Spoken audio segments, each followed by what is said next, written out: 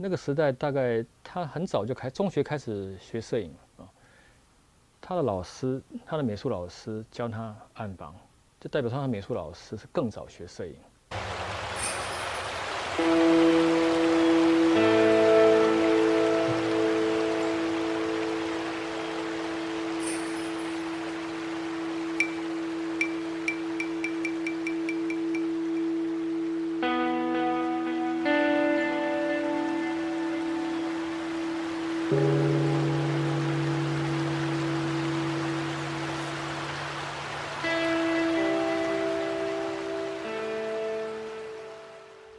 其实就是他一直扮演着一个业余摄影者的角度，而且他非常热心的去把其他人带到这个业余摄影的领域。所以基本上上海所有的做名人呢，艺文界人士、媒体界人士、甚至是画家，只要是你对摄影有兴趣，哎，我想拍照，我想学摄影，那你就找郎静山就好了。所以郎静山认识所有这些人，你可以看到他跟金融界往来的，特别是跟媒体往来，因为他自己在媒体里面，他是广告代理，所以上海已经形成一个没有正式的一个摄影圈子，大家都拍照，他也办很多摄影活动，所以他扮演一个这样的角色。他事实上就是上海非正式的摄影协会的会长，可以这样讲。如果我们要成一个摄影团体，要找谁？就是郎静山。上海摄影活动事实上是比北京还要再蓬勃活跃。但是北京先成立一个正式的摄影学会，就是光摄，讲光摄好了，对，而且他们也办展览，还出书什么的，所以这个事情刺激到上海人，刺激到，对，所以因为这样子，北京光摄这些，在1927年之后，中国事实上是名义上统一了，北伐成功了，所以北京政府就迁到南京。大批在北京的艺文界、政界人士就往南移，对，这个南移的过程里面，所以把北京这个摄影活动往下带，对，往下带之后到上海来交流，所以上海本来这种非正式的这个组织，他们觉得说我们这样好像有点输人不输阵啊，所以他们决定也组织一个团体起来，就是华社的开始，对，华社一开始是。带头者其实名义上的会长是胡波祥，并不是郎静山。但是你可以看到华社的那个会址是在郎静山的广告社里面，所以他是实际上的这个整个活动的执行者。但是郎静山退到后面是因为胡波祥的地位比较高。胡波祥是一个画师，是个职业画家，他替什么？当时那个英美烟草公司画香烟牌，到现在还很多收集那种香烟画牌，他是画香烟牌的，对，所以他们当时画那种香烟牌的画风，到现在还是还是算一个美术史上面一个有趣的转变潮流。胡波祥，然后郎静山，他们这些人都有个共同特点是他们的就是传统上面的。书画的底子都不错，都不错。那胡波祥虽然从事商业绘画，但是他事实上也画山水，画其他。那他们这方面来讲，他们在摄影这一块上面就变成特别的有意思，是他们在职业绘画生涯里面，摄影这一块的创作，反而是他最单纯的个人的自由的创作，所以我才会说他们。在摄影这一块，他们延续了对文人画的看法，把自己的这个理念跟想法是放在摄影这一块。画作方面反而少，因为画作是他的谋生的手段了，对。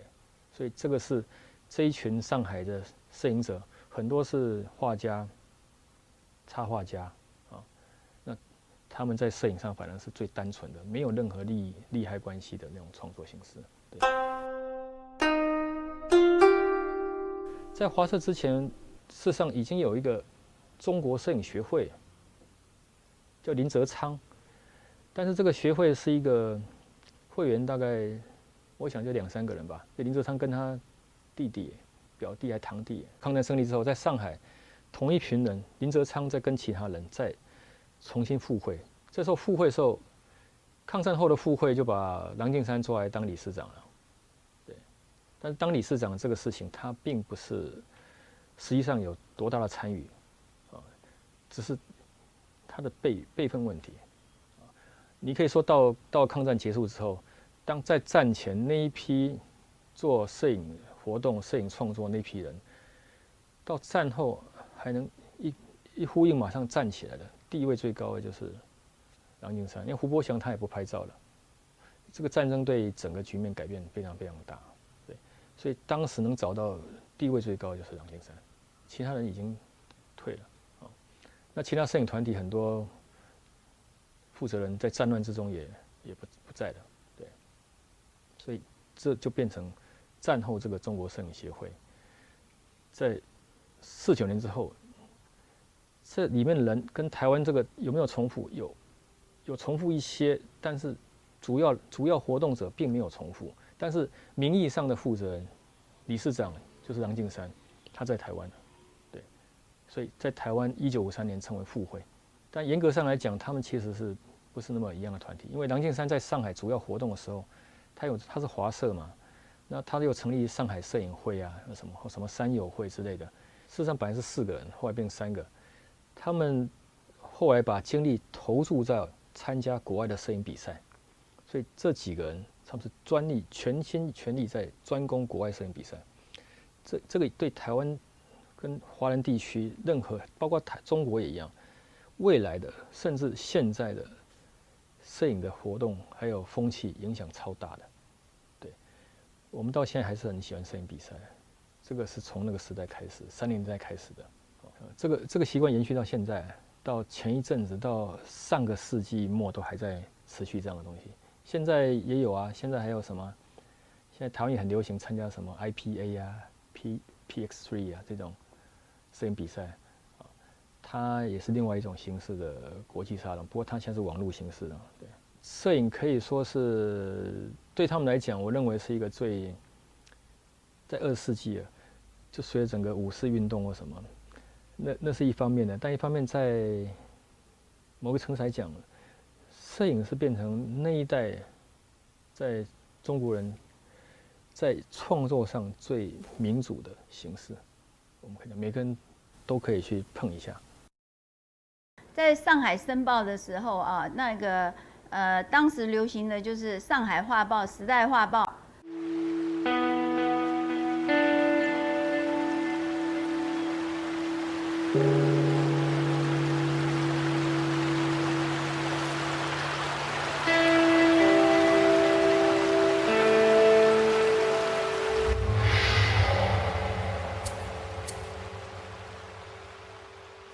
其实郎老他在上海的时期，他什么都拍。我们现在印象比较深刻是他的所谓的集锦摄影啊，画意拍的，用很多张照片把局部放在一起，就用照片来做山水画。这个当然在抗战前他开始在做这个，但抗战前他最有名的作品却不是这一方面的作品，他最有名的作品是人体。拍人体在30年代是一个很大的挑战。为什么是挑战？因为第一个你找不到模特，而且第二个是你找到模特也要付出很高的代价，对。所以拍人体是一个简直是摄影师里面的特权一样。我觉得是跟抗战这个时间，这是一个很大的转折点，因为他活动受到没有摄影活动受很大限制。然后他抗战时期，事实上在四川跟上海之间往返了几次，所以你可以看到现在档案里面有一些他沿路拍的这些风景啊，其实那批单纯拍的风景，事实上是非常好的。我们就那个时代来讲，是非常好的照片啊。那我讲他的比较前卫性是，他其实光他那时候拍的照片的复杂程度哈，就说郎静山那时候做的东西，并不是我们现在想象的东西，他其实拍的题材非常非常杂。那我后来在画报里面看到他的作品是，有些作品实在是完全，你把郎静山这个名字遮起来之后，猜这是哪一个摄影家拍的，你谁都不会想到是他拍的啊。我举个例子，这张1932年的时报11月的时代画报的封面，看到这张封面吗？这个人像棒极了。这个人像在那个时代来讲，拿到哪里去都是一流的。这是放在《时代画报》的封面，他跟《时代画报》的这些主编关系非常非常好，所以他常常帮他们拍封面。对，他们也自由使用他的那个照片做素材去刊载。对，所以这个不要说灯光、光线什么东西，它什么东西都是一流，看起来完全不像他拍的。影响当然很大，它影响整个台湾战后的摄影团体跟活动。对，但这中间有一些什么 V10 啊，什么现代摄影一大堆这种所谓的其他的支流，不是非常主流的东西出来。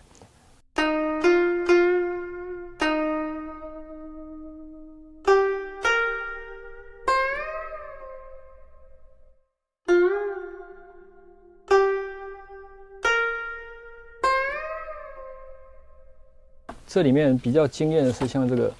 李丽华这一张，我觉得这张跟其他的人像完全跳开不同，因为这张不是为他拍，你可以知道李丽华在拍，别人在拍他，郎静山旁边是侧拍的，这个李丽华特别在这个那个妩媚的样子特别明显。这一张是在这么多拍的这些名人里面，这张是跳出来完全不同。跟他的时代完全不同的，对，但他会留这一张，是发现了他找到这个东西，对，其他照片反而是比较，反正就是朋友的照片了，这张反而是比较特别的。上海日报的，这是他的老朋友啊，上海日报，对，郎静山其实很少有即兴之作他拍人像很少即兴，这一张跟刚才那个李丽华那张，就是很即兴的。我觉得他有意思，他还想，你看他上面这个照片上面是不是剪裁过，对不对？他可能还想用这个东西再做个什么集锦摄影的素材。你可以讲他年纪到这个年纪了他其实怎么讲全心全意在想什么东西是有趣的，很有玩性。对，很有玩性，就是他把摄影这个事情就是搅得滋滋有味的。有些人就无聊了，不做了。他不是，他到生命最后一刻都还在做这个事情，对，所以我才说他是你找不到比他更爱摄影的人，在这地方或在中国这边，你找不到任何人跟他同期人很多都放弃了。胡伯祥很早就放弃了，做生意干嘛？跟他同期在华社这一批人，大家就是在一个时代的巨变里面，他们就直接就摄影不重要嘛。如果你看到叶浅予他的好朋友那个美编，叶浅予也拍照，而且拍上海的那些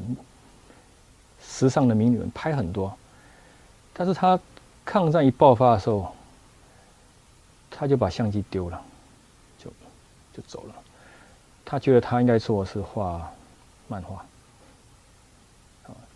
画宣传画，所以想法不同了。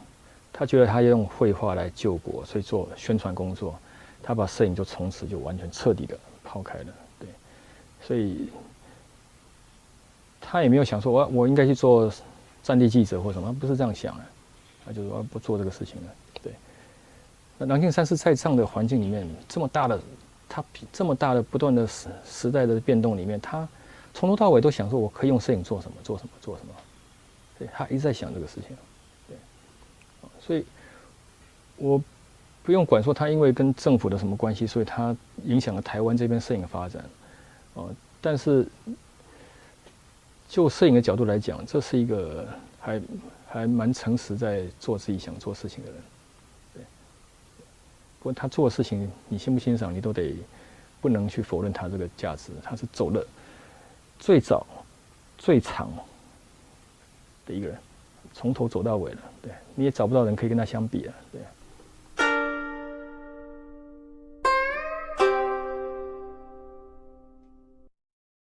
好，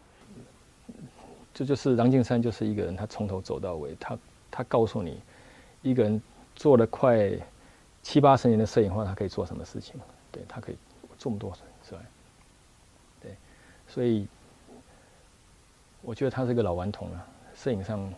然后就是一个真正摄影马拉松纪录的保持者。我们现在任何人要讲他的话，自己先看看可不可以跑这么远。